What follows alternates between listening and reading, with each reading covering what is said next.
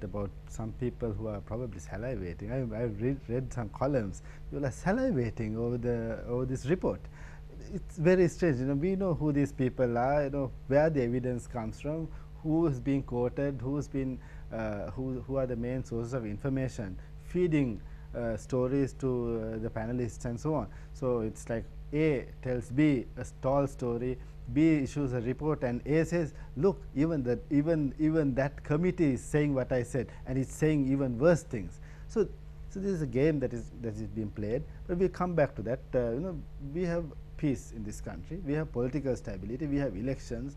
I'm not getting bombed, I'm not scared of getting bombed, Mr. Dayasri is not scared of getting bombed. The people in Vanni don't have to worry about their children being taken tomorrow by the LTT.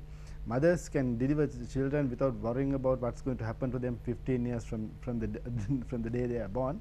Now we'll talk more about what we should do as a nation when we come back. Stay with us.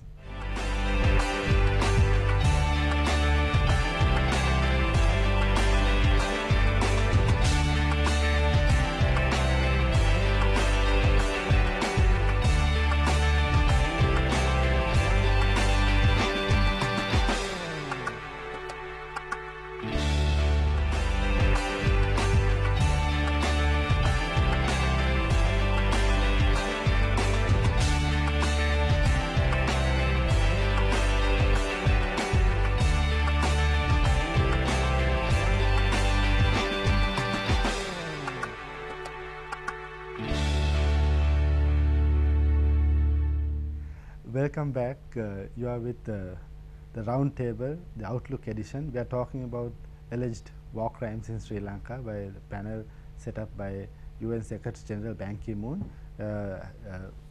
We have with us Mr. Gomin Dayasri, Senior Attorney at Law, and we've been discussing various aspects of this issue. Now, Mr. Dayasri, you were talking about our domestic mechanism. Now, let's forget this for a moment. Let's forget the panel report. Let's forget all these allegations. Now, some people have argued that one of the reasons that we get these kinds of pressures from international forums is that we are lacking something in terms of our institutional structures to investigate allegations, investigate these kinds of crimes, and a mechanism whereby those who are guilty are apprehended and punished. Is this true? To what extent is this true, and what should be done if that is the case indeed? Well, I think we must first have a very credible, independent, strong human rights commission. I mean, it's useless appointing sycophants to that kind of organization, because in the end you devalue Sri Lanka, because if your internal mechanism is strong, no external force can intervene. So I think it's important that there's a new Human Rights Commission. Let's give them an opportunity to see how they function. Let us see whether they are prepared to play the role to get us back on track, so that there is confidence in local institutions. Just as much we must have a effective bribery and corruption commission, we must have the police commission. Let us see that proper people are appointed, because I think it's a very good thing that the president is making the appointments. But remember, from 1948, from the time of independence, it's the head of state that made appointments, not some members of the civil society who are sitting in Colombo should make appointments. But then the claim is made that if the president is appointing, the issue of independence gets compromised. It could be so if the president doesn't act properly. But if the president doesn't act properly, in next round of elections you can send him home, and that is what has happened previously. Remember, from 1948 it's the head of state, it is the prime minister who made those appointments, so that there was no allegation that the prime ministers of those periods ever made incorrect appointments. But it is the bona fides must be shown by the president. But just as much, Malinda, I would like to ask you a question now. Do you think, when this report is now that it has surfaced, what do you think our civil societies, the role they are they going to be for Sri Lanka or against Sri Lanka? Now we have the Mahanayakas have issued a statement. I am very happy they have issued a statement saying that that we must being critical of the Ban Ki-moon report. Now, I would like to see Malcolm Ranjit, the Anglican Church, they also will issue statements, and mind you, we must have freedom of expression, whatever view they express, we must take it seriously. But let us see, are they pro-Sri Lanka or they anti-Sri Lanka? And the civil society, I mean, they talk so much, people write columns, but are they supporting the Ban Ki-moon report, this one-sided report, or do they want Sri Lanka taken before these forums? What is your reaction to that? My reaction is this. Now, people might think, okay, now just like you're very happy about the Mahanayaka's issue in that statement. Also, we must not forget that the United National Party senior members of the United National Party have come out in opposition to the Moon report, which is a very positive sign, because there is unity. Because I think there is a general recognition that when, although it might appear that it is the political leadership and the military leadership that is targeted, those who will face the music are not just these 5-10 people, but all the citizens of this country who are enjoying freedoms, peace, and like they have not enjoyed for the last 30 years. So, there is a responsibility on the part of the citizenry. Civil society is a bad name, because people have claimed that. Someone said civil society janasatu kala yutui, that it should be recovered by the people.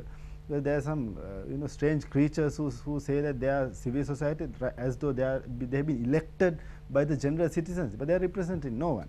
But in general, the citizenry must recognize that this is a threat, that this is a danger, and that there are two ways of reacting. There are two things that they ought to do.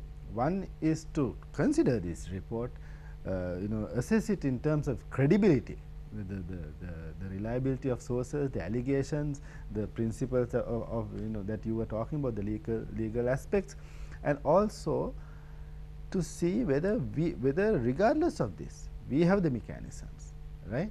That is two things that we have to do. Forget about the report on one hand, and make sure that we are in a position where we are legally strong. We are on a strong footing, because we have the mechanisms to ensure that wrongdoing does not get swept under the carpet, which is an allegation that is being made. So, civil society has to do many things. In terms of this report, we have to understand, I think, that this is our country. We have fought a war for 30 years. A lot of people gave up their lives to secure us the peace and freedoms that we enjoy right now, and we should not let them down. But at the same time, we should have the integrity to say that, okay, if war crimes have been committed, then let us investigate, but let us do it on our terms, where people who are elected by our people are responsible to us. We want the truth out, we want justice, not because Ban Ki-moon's panel, fed by pro-LTT elements of people who are in the pay of various donors, are saying it, but because this is our country and we want justice in this country. So, we have to fight on several fronts, on several issues, but in this sense we have to be together as a nation. That is the final place where we can defend this country. It is not about the Rajapaksas or about the army commander, navy commander, and so on. It is about the entire all the people in this country. I think, Malinda, you are on right track, because what the civil society, the intellectuals, the professionals, the churches, the temples, the people should say is, they must compel the government, if there are charges, let us have those examined, evaluated, but they must also raise their voice that foreign intervention must stop. Now, I would be very interested to see whether civil society and these groups will ensure that any inquiry, the mechanism is set up here, and let it be a credible, acceptable kind of machinery where justice is done. But before that, they must ensure, they must give a warning to these foreign forces who want us taken all over, like the Siberia or like Liberia or Sudan, examined outside their jurisdiction, because we are a democracy that has voted and outvoted governments. We have whatever deficiencies, we have a judiciary which is not disgraced itself. So that we must set up structures here, but the important thing is they must with one voice. All these organizations put a stop to foreign intervention in our domestic affairs and ensure the government does the proper thing of having proper inquiries, give the LLRC some space, let us wait for what they have to say, carry out some of the recommendations, or if not, the government itself should set up the machinery and have these charges if there are any. I mean, at the end of the day, there may be no charges at all. But let us have them examined. If there are any wrongdoers, let them be punished. But it should all be done according to our law, with witnesses, recording of evidence, a person having the right to defend themselves, the rule of law prevailing, and whatever final result, let us accept it. Okay. Just before we go to the final break, one comment that those who fed information to the panelists, they had every opportunity to come before the LLRC, but they were scared to come, because the LLRC could have asked them questions about all the statements they have made. All these civil society, I will name them, let us name them, because people are being named here. National Peace Council, Center for Policy Alternatives, they have been people representing, those who represent these organizations have been talking, writing for the last 20 years. And they have been contradicting themselves, they have been supporting the LTT, they have been whitewashing their crimes. The LLRC could have, the commission could have at any point turned and said, you said this, defend yourself. So, they were scared to come before the LLRC. So, they had to go somewhere else to talk, to talk about all the things that they talked about. Let us go to the final break, and then let's can I just say one little thing, please? Yeah. In my view, they have the freedom of expression to say whatever they want to say, but I think they do a great service to Sri Lanka, because people have recognized, identified their voices. They know when some of these organizations say that they are anti-national. I think they do a national cause a lot of good, because those people are identified and immediately they make those expressions. They may be very sweet in the ears of the foreigners, but the Sri Lankans have recognized them. They have lost their credibility. They are not taken seriously, and that is why they have to live on foreign funding, on foreign esteem and foreign connections. Yeah, that is something I think that a lot of these outside forces don't recognize, that these people, in the eyes of Sri Lankans, I am not talking about the people who just scream and shout, but people who have reasonable arguments. They consider these people to be intellectually slothful and sometimes even clowns. In fact, I think now even the embassy circuit has recognized that. They know that they must give a hearing to both sides. I think they have done in my view, that they are having exercised their freedom of expression. They have done a service to Sri Lanka by identifying themselves. Okay, let's go to our final break. When we come back, we'll wrap up this interesting discussion on what's happening with regard to the UN panel on Sri Lanka. Stay with us.